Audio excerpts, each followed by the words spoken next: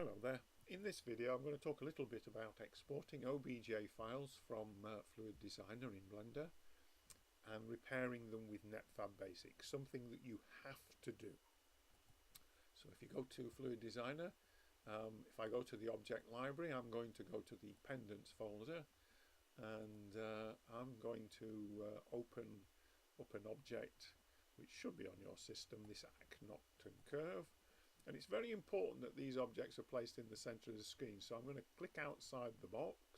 That positions it exactly in the center of the screen. And these objects have got some modifiers already applied, and basically it's an array modifier, and it's a circular array modifier with this object here. And we start off with one object, and as you can see we can create a pattern from it. And if we go round to 5, and we can change this offset here as well, changing the pattern. If I go round to 5, that will fill up the circle. What I don't want to do is to go to 6. Now if I want to make this as a 3D printable object, if I'm happy with that pattern, what I would do is go to File and Export. Export it as an OBJ. I'm going to export it to the desktop with the file name test. Now this object will not be 3D printable as it stands. You must always run things through Netfabb Basic, which you can download free. So if I go to Project and open the file test, the first thing I tend to do is to make the object flat with the XY axes in the bottom left hand corner, but notice the warning red triangle as well. So I tend to go to Part, Rotate, 90 degrees X-axis. The rotation will depend upon the original orientation, but that's now flat.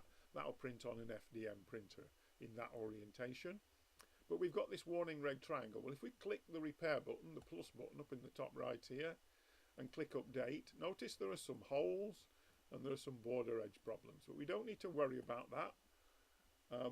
If we click automatic repair and execute, and then click update and apply the repair and remove the old part, that's all you need to do in Netfabb. And then go to Part, export the part as OBJ, and export it as test. That's all I normally do in Netfabb. Alright, so that's repaired and can go to your slicer. I tend to use Cura. So if I go to File and Open File, and Open Test, it'll take a little bit of time, but Cura will open this and it will slice it because we've used parametric smart objects in Blender-FluidDesigner. Alright, so it just takes a little bit of time to load this, but you'll see how this will slice it in Cura. So Netfabb is a great package, but you must use it every single time. So in the bottom right there you can see it's preparing to slice it, and it's now slicing it, and that's your 3D printable file.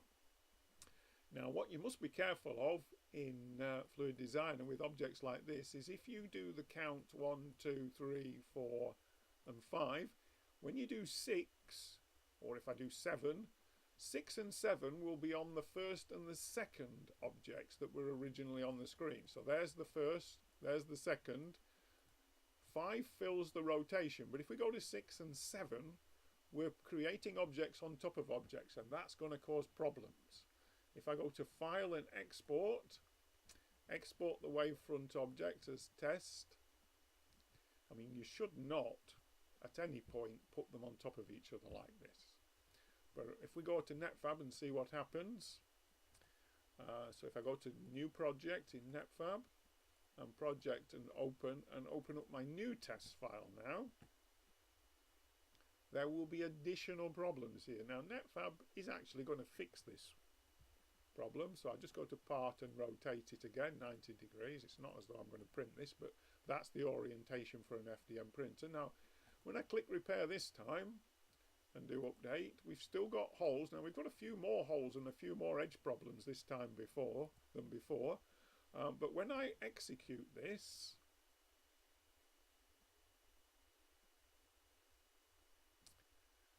sometimes this will not work, sometimes it will crash. Now I tried it a few minutes ago with 6 instead of 7 as I've just done this time, and it didn't repair it. But let's have a look.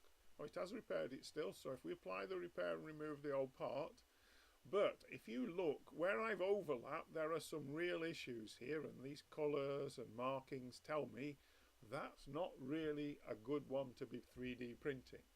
However, when I did go to part and export as a wavefront OBJ, when I did this before with 6, it gets manifold edge problems. Now, sometimes Netfabb will optimize and repair these, sometimes it won't. Now, this time it's repaired them, so when we export that, that is 3D printable, although I wouldn't 3D print this one because of all of these issues here. I would go back to my original model. Alright, so sometimes you do get that manifold edge, and sometimes I'm happy to play around with it and let it fix it. Sometimes I wouldn't, I'd go back to the original model. Where you've got to be really careful is if you get any invalid orientation. If you definitely get invalid orientation here, I would go back to your original model and tweak it and see if you can get it to get 0 invalid orientation. Netfabb doesn't fix invalid orientation very well, but hopefully you wouldn't get it too often. Okay, so that's basically all I want to say. That's how you can use Netfabb Basic. You must do it every time you actually create anything with FluidDesigner in Blender. Thank you.